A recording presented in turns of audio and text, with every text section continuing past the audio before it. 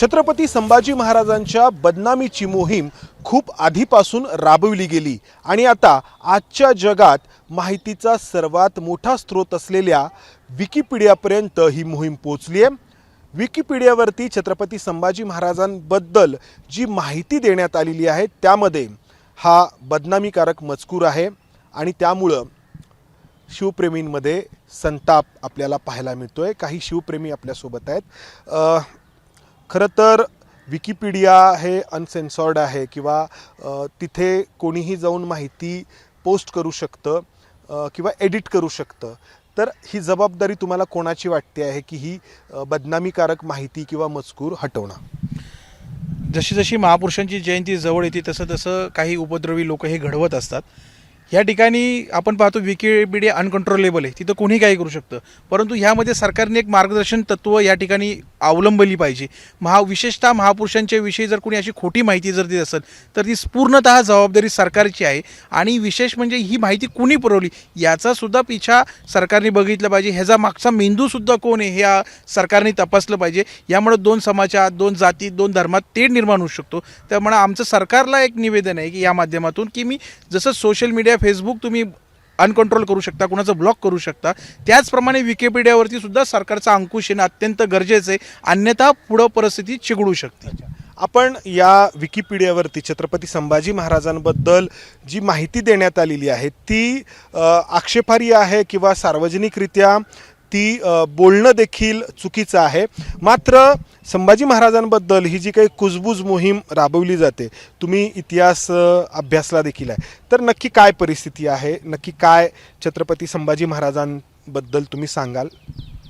छत्रपती संभाजी महाराज वयाच्या अवघ्या 32व्या वर्षी त्यांचा औरंगजेबाने हाल करून हत्या केली।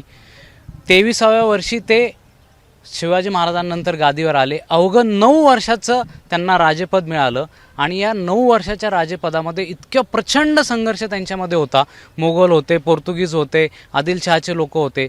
सगळ्या ह्याच्यामध्ये संभाजी महाराजांना खऱ्या अर्थानं वेळच मिळाला नाही आणि इतकी विकृती संभाजी महाराजांबद्दल पसरवली जाते की संभाजी महाराज कसे बायांचे माड्या चढत होते आणि कसे ते दारू पित होते, अशा पद्धतीने कथा, कादंबऱ्या हे सगळं महाराजांवर लिहिलं गेलं। याच विकृतीचा भाग म्हणून हे विकिपीडियाचं पुढं आलेलं आहे। ही विकृती ठेचायची असेल तर खऱ्या अर्थानं आपण संभाजी महाराजांचा खरा इतिहास लोकांपर्यंत पोहोचवला पाहिजे की संभाजी महाराजांनी आयुष्यामध्ये त्यावेळेस राजेराजवाडे अनेक लग्न करायचे, पण महाराजांनी एकच लग्न त्यांच्या आयुष्यामध्ये केलं आणि सखी राज्ञी जे तू येसू या आपल्या पत्नीला त्यांनी अधिकार दिले। खऱ्या अर्थानं हा चारित्र्य संपन्न राजा की त्यांना 4 त्यांनी ग्रंथ लिहिले, बुधभूषण, नखशिका, नायिका भेद असे ग्रंथ, 7 शतक असे ग्रंथ त्यांनी लिहिले।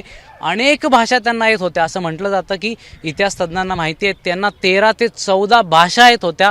असा हा सुसंस्कृत राजा छत्रपती शिवाजी महाराजांचा पुत्र हा दैदिप्यमान आणि पराक्रमीच होता। ही मांडणी आता आपल्याला पुन्हा एकदा नव्यानं करावी लागणार आहे। इतिहासकारांनी त्यांच्या परीने प्रयत्न केले आहेत, मात्र जागतिक पातळीवरती किंवा महाराष्ट्राच्या बाहेर देखील हे प्रयत्न होणे गरजेचं आहे छत्रपती संभाजी महाराजांबद्दलचा योग्य इतिहास समोर यावा यासाठी।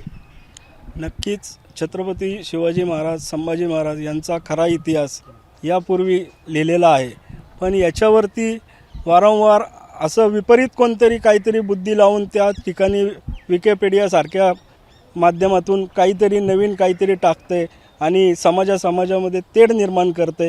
हे कुठंतरी पहिलं थांबलं पाहिजे।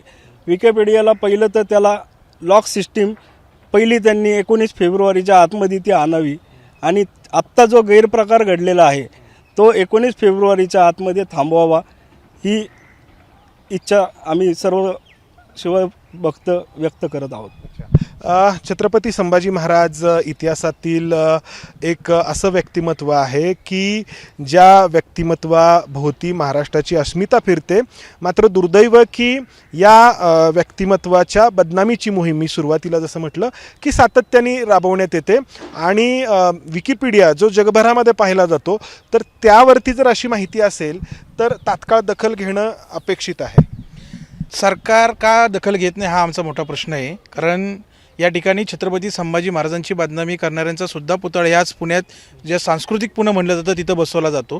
तर कुठेतरी सरकारचा याला पाठिंबा आहे का, किंवा सरकार याबद्दल काही बोलत नाही, हा आमचा आक्षेप आहे. एबीपी माझा, उघडा डोळे बघा नीट.